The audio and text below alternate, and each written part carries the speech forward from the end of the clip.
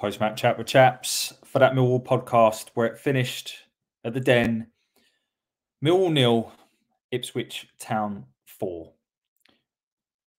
I decided last night that I wasn't going to do one of these, and that was for two reasons. The first one was that I actually didn't watch big chunks of the game because of work commitments. So I wasn't there, and I saw bits and bobs on telly when I could.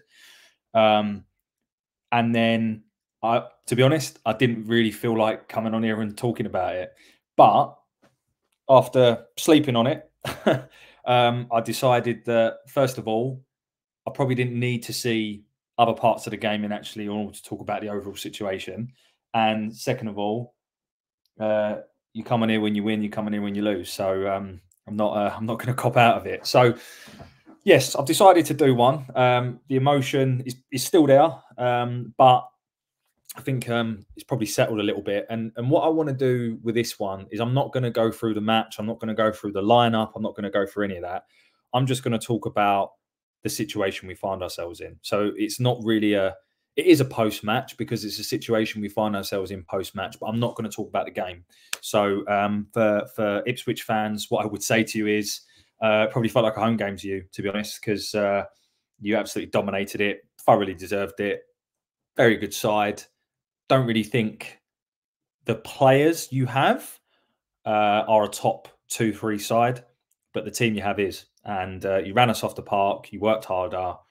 Had a little bit of luck. I don't think you deserved to win 4-0 in all honesty, but then you took your foot off the gas in the second half. So that's my assessment on the game. There you go. Job done. Now what I'm going to talk about is the overall problem. I'm going to cover a few areas on this. But the first thing I want to sort of say, I'm trying to come at this from a slightly different angle. I'm not going to come in here and rant and rave about this player and that player and Edwards out and all this kind of stuff, because I think you can go to any social media and you can look at what people's opinions are there. You can go on House of Fun or whatever. Like, I'm just going to give like my view on the bigger picture, and then let me know what you think. So, first and foremost, where does the overall problem lie? So I think the overall problem is across a few different areas. So, and I think each need to take a bit of blame. So the board need to take a bit of blame because ultimately, so I'm going to talk about the board, the managers, and the manager and the players. So the board have decided to go with a different direction. And a different style of football that obviously led to Joe Edwards' appointment. Now, they have clearly decided when they brought Edwards into the club that is the direction they want to go in. And they obviously, my only assumption is they did not think that relegation was on the cards at that point, because if it was, I'd argue that Edwards probably wasn't the right man for the job. So the board have made this direction and they want to go there, right? So ultimately, they have to live and die by that decision, okay? And that's the decision they've made. They want to take a different approach, and we can see how that is now playing out on the pitch, okay? From a manager's perspective, he has come in and he is trying to implement what the board want, which is a strategy that essentially, my guess is it is to play a more exciting brand of football and to create more saleable assets through the youth of the club. And in keeping with that is to keep our position in the Championship. That's ultimately the strategy that the manager is trying to execute at the moment. The reality is, and where the manager needs to take responsibility, is the way in which that Joe is trying to play. Clearly, the players cannot execute it. And the blame I have on Joe is the fact that he is either not seeing that, or he is seeing it and is unable through his experience to change it. So that is where the blame is for Joe.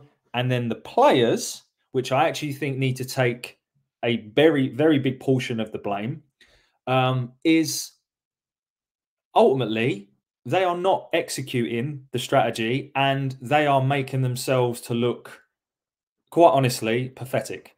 They are being outrun and outfought by teams, which has got nothing to do with playing strategy whatsoever, playing style, sorry. They are making incredibly Sunday League basic errors across the pitch, which is unforgivable. And they're also being made out, and maybe this is part of the problem, by the way, to look like a very poor standard of player across the team. Now, this is where it's that fine line between manager and player. So the players, to me, are better than they are showing. However, is the problem that the players know they cannot execute what Joe Edwards is asking them to do? They're trying, which is why we always get that kind of first 10, 15 minute of each game looking quite rosy. And then as soon as it goes down and we end up with other team taking the lead, the players then have that lack of confidence that they had to begin with, that they cannot execute on the playing style, and they start to make errors because they're confused in terms of what they should and shouldn't be doing. And I think you are seeing that play out at the moment, where the bottom line is, I've rambled a little bit there, but the bottom line is the manager is trying to execute a style that the players can't implement. And then ultimately one of the things need to change, either the players or the manager, because we cannot keep this position carrying on. So to summarize that kind of first section, what I'm saying is I don't think it's black and white as saying it's all on the players, it's all on the manager, it's all on the board. I think each of those areas have to take responsibility for certain parts.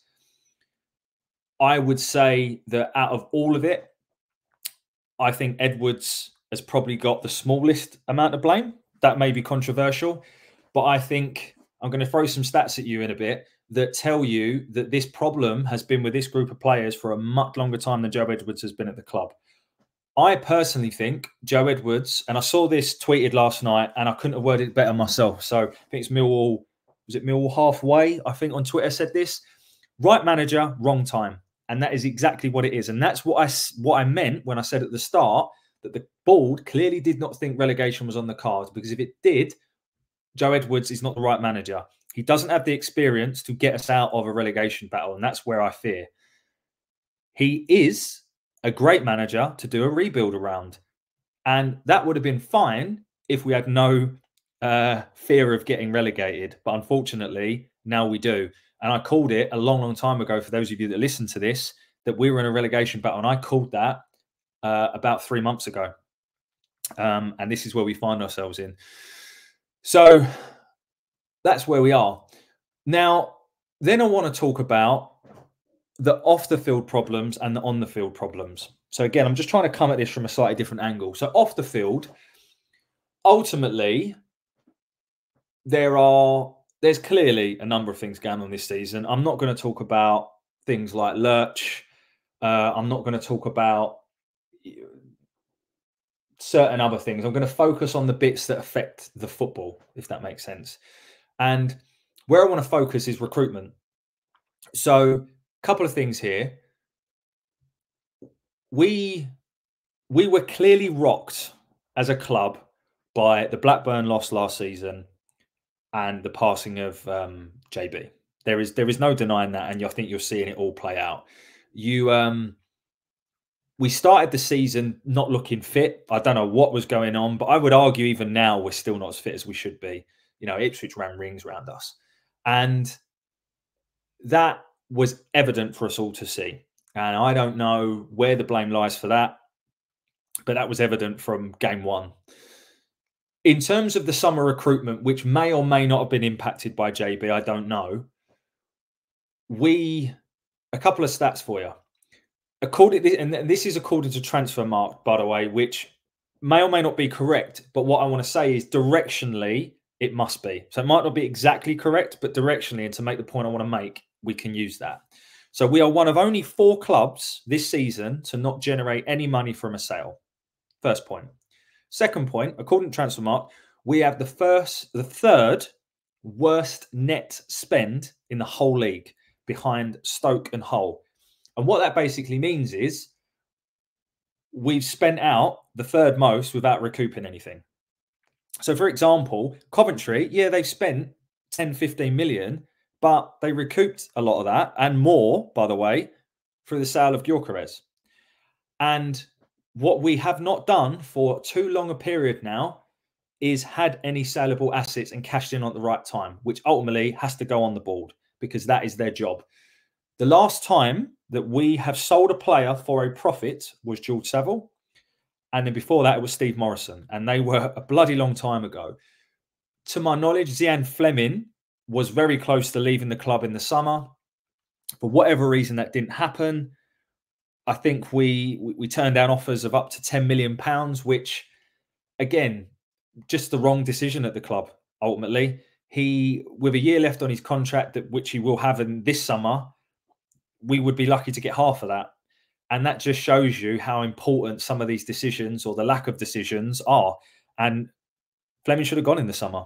And that's the bottom line, because we've spent around £5 million, recouped nothing, and the squad is in a much worse state than it was before. How can the board look at that and say that that's progress? It's not.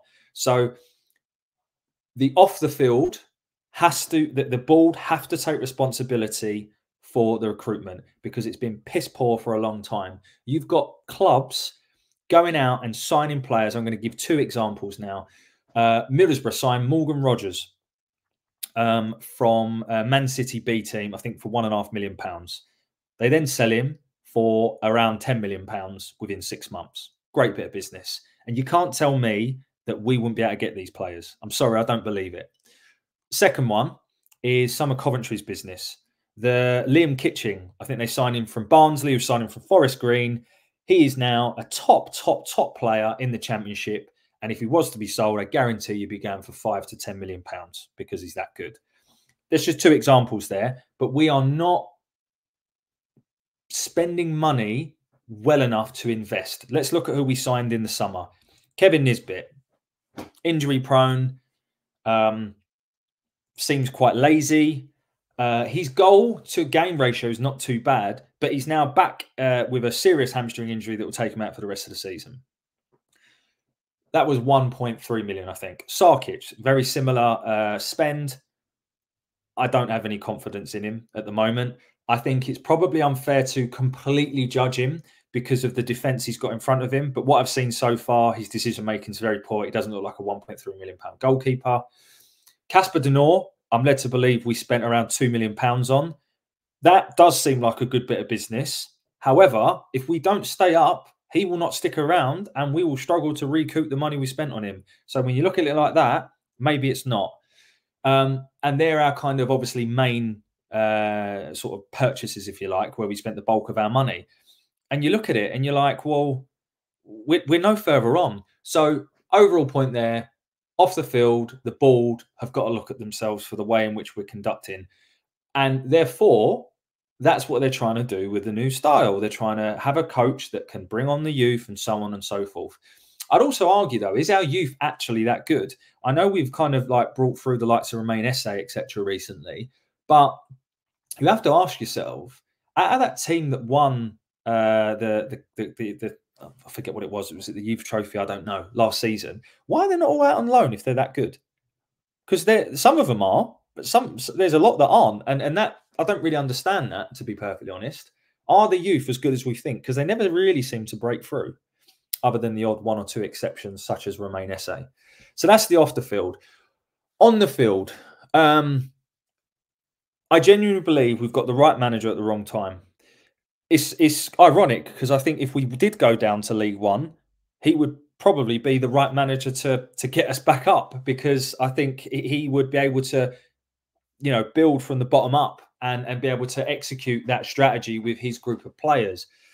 But at this moment in time, I'm starting to question whether that is the right decision.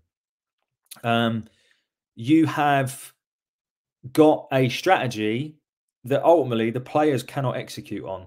And I just want to give a couple of observations here, which to me are prevalent in what's been playing out. So I think the first one that I want to call out and sort of pick on a bit, I guess, is Jake Cooper. So Jake Cooper has been a stalwart of our defence for a long time. He has been... I remember a couple of seasons ago where a lot of people felt that Jake Cooper and Sean Hutchinson were the best centre-back pairing in the league. At the minute, Jake Cooper would not get into another Championship side, probably other than Rotherham and Sheffield Wednesday. He has been woeful recently. The question is, why is that? And I personally think he is a perfect representation of the manager/player situation that we have. Jake Cooper is being asked to do things that, quite frankly, he has never done before, and I don't know if he ever will be able to do. In all honesty, which is to become better on the ball, and also be more comfortable being a bit more exposed and with less protection. I think it's also really interesting that Hutch isn't there, because he's always been a much better player with someone much better alongside him, such as Hutch. And no disrespect to Jake Cooper, but he doesn't come across like the brightest spark, right? So are we giving him too many instructions that he just can't carry out? And then what you're seeing as a result of that is the amount of cock-ups he's making. So whilst I totally put the blame on the player who is being paid 10, 15 grand a week, is the captain of this football club and is a professional. And by the way, all my observations of Jake Cooper, having met him, is that he's a model professional. Seriously, a model professional. I will not have that he is not trying. I will not have that he doesn't care, that he's not playing for the manager. I just think he is trying to do things that he just can't do. And what you see play out on the field is ultimately that confusion. And Jake Cooper's good at what he's good at, which is kicking and heading the ball and being a old school defender. Jake Cooper is not so good at being this kind of left centre back where he's got tons of exposure and he's got tricky wingers running at him. He's very flat-footed, so he's just being exposed a lot more. And if you're Jake Cooper and you're being exposed a lot more, how would that make you feel? You'd be thinking, I'm made to look a mug here. But yet you carry on trying to do the best you can. But ultimately, he can't do what you want him to do. So does that fall on the manager or the player? I think long-term, it falls on the player. Because if the player cannot execute what I believe is a fair request of the manager, then the problem is with the player. However, right here, right now, the problem we face and we find ourselves in, it's so clear he can't do it, so stop asking him to. That's the way I look at things. He is our captain, 15 grand a week, professional footballer. He should be able to do these things, right? So therefore, the blame is on him, but he can't. So therefore, we have to change. And this is where I start to get asking myself, is Edwards the right man? Because he either can't see that or he can and he won't change it. And either way, there's only one recipe for disaster. All right. So that's kind of where I'm at with that situation. The second thing is Alan Campbell. Now, I said this is an on-the-field observation. I mean, technically it isn't because he doesn't play. What is going on there? Seriously, what is going on there? Alan Campbell, you speak to anyone in the game, he is a model professional. Model professional. Interview with the Luton captain, Tom... God, what's his name? God, he's been in the press recently. Loads for his... doesn't matter. You know what I'm talking about. He said he is the best trainer he's ever trained with. So to me, I don't see it as an attitude problem. So what is the problem? Why is he not getting a look in? It's weird, isn't it? It doesn't make any sense whatsoever. So that is an odd one. I don't quite understand it. Quite clearly a good player. You don't play as many times as he did for Luton last season and not be a good player. Very, very, very strange. I think the other thing that I want to bring up is how this issue is very, very deep-rooted. And the stats don't lie. So I'm going to give you two stats. The first one is something I tweeted earlier today. We have not won from a losing position since 2022. I'll just say it again. We have not won from a losing position since 2022, which was at home to West Brom, where John Swift scored, if you remember. Jed Wallace celebrated like he'd won the World Cup. And that was the last time we turned the game on its head and we won 2-1. That's 16 months ago. That's the first stat I want to show you. The second stat is we've only amassed 3 points from losing positions at all this season, which were 3 draws, 2 away, 1 at home. Away to Preston and Watford, where we should have held on against Watford because we actually turned it round and took the lead, if you remember. And then a home game against Hull. Again, that's my case in point. We've not won from a losing position this season. We've only amassed 3 draws. Last season, we only amassed 10 points from losing positions, which was the West Brom I talk about, the Coventry win. If you remember, we turned that around and we had a few draws. So the point I'm trying to make here is this issue of mentality, which is clearly affecting us at the minute, is a deep-rooted problem that has been there for a long, long, long time. And it goes beyond Rowett. And I don't want to make this all about Gary Rowett because I'm quite sick and tired of hearing him in the studio twice in a week with his smug comments. But what I would say is how we got this group to the brink of the playoffs twice and had 4 top 10 finishes deserves a bloody knighthood. Seriously. Like, I don't know how he did it, because this group of players, I don't need to say anymore, but that leads me to believe, though, that they are clearly better than they're showing. So why is that? Why are we not performing better than we are? And the only thing I can think of is when you have that contrast of styles, which was Rowett was, I'm going to give you 3 basic instructions. 1 is basically just to defend. 2 is to only go forward at these times. And 3 is to try and nick a goal from a set piece. Then you've got this whole revolution of playing style under Edwards, which is probably goes from 3 instructions to 30. The players just cannot do that. And like I said, I put that blame more on the players because they should be able to, but they clearly can't. So something has to change. The other thing I want to mention before I talk about what I would personally do is I was trying to look at all of the people that essentially make decisions at the club. I don't know enough about the individual, so I'm just going to call out the facts, which I actually also find ridiculous.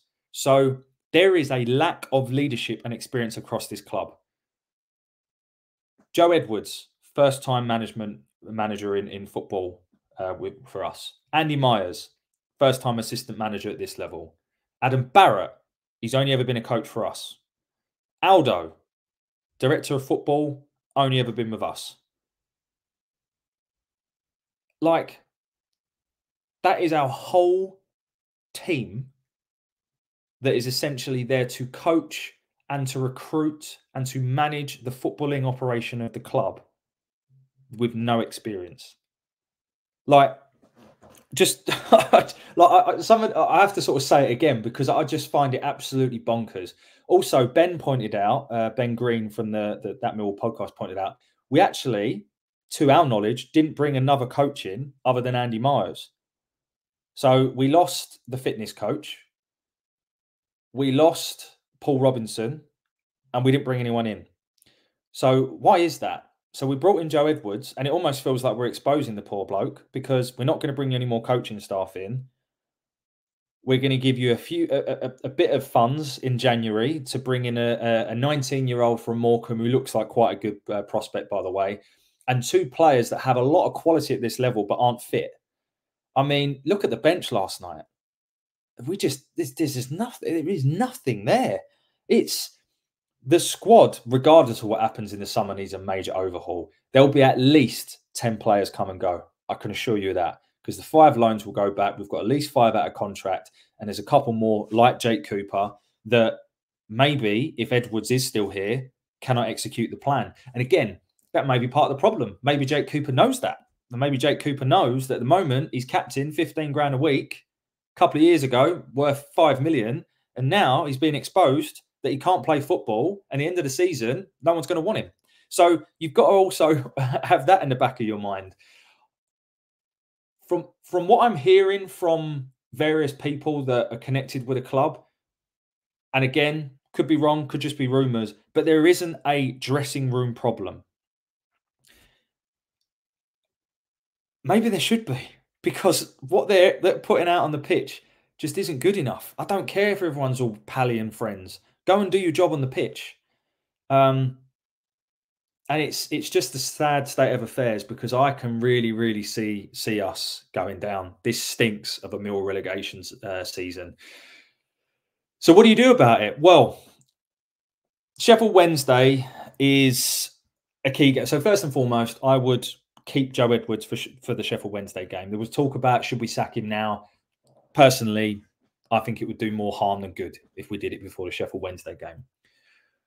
Sheffield Wednesday is ironic for two reasons. The first one is, first of all, it was the time in which Edwards' first game. Could it be his last? Is it his opportunity to stamp his authority and his mark again by another massive win? It's a big moment for him, and it's just ironic because it's against Sheffield Wednesday. The second part of the irony is we face a manager that is, I believe, equally inexperienced, and is also, I think he's younger than Joe Edwards. So we've kind of got two very inexperienced managers coming up against each other, and it will be really interesting to see who comes out on top. Again, another observation from last night was after 15 minutes, which we absolutely dominated, by the way, Amari Hutchinson falls on the floor, doesn't really look injured, and Kieran McKenna smartly uses that to completely change his formation, completely change his tactics, and from that, they never look back and absolutely bossed the game. We're being tactically outdone at times. And don't get me wrong, Kieran McKenna, clearly an absolute step above and will be a Premier League manager at some point. But Saturday is a must-win for the club and a must-win for Joe Edwards. I really want Joe Edwards to succeed here. I actually feel really sorry for the bloke, to be honest, because I think he has been the brunt of exposing the lack of leadership at the club, the lack of good quality investment, the lack of leadership in the team, and the lack of ability in terms of footballing ability. And he's bearing the brunt of all of that being exposed. So I feel really sorry for the bloke. I really do. And I really hope it plays out for him. And I really hope that he's still here at the end of the season, because that would have meant we stayed up and that we can really build around him next year. But my fear is if we don't win on Saturday, unfortunately, I think it may be the end of Joe Edwards for his tenure at Millwall. So look, that's my take on it. I think to summarise, the problems are much deeper than what we're just seeing now. They've been there for a long time. I think the poor recruitment goes back years. I think Rowett has the part to play in that. The board need to look at themselves. The lack of leadership across the club, the poor mentality of the players is a problem that's been there for years. And I think that Edwards needs to learn very quickly, i.e. on Saturday, or I think, unfortunately, it may be curtains for him. Question is, though, who do you bring in? Because all the managers that I think could have turned it around for us have gone somewhere else. Just to make my position clear, my absolute number one choice would have been Tony Mowbray, and now he's Birmingham manager, and no coincidence that their results have picked up. But in terms of who's available, there's no one. If you think that Steve Cooper would come to Millwall, you're absolutely smoking. I'd love him, but you've got no chance. Paul Heckingbottom, would he take it? Probably not. Who is there? There really isn't many around. Neil Warnock's got a job, even if you went down that route. So the other question is, if you're going to go out and, if you're going to get rid of Edwards, who would you bring in? And that I don't have an answer for. But look, I'll leave it there. I think I've covered everything I wanted to. A bit of a different approach this time. But I just wanted to sort of share my views. Hopefully you find this useful. Thanks as always for listening. And I'll see you down at Den on Saturday. Bye for now.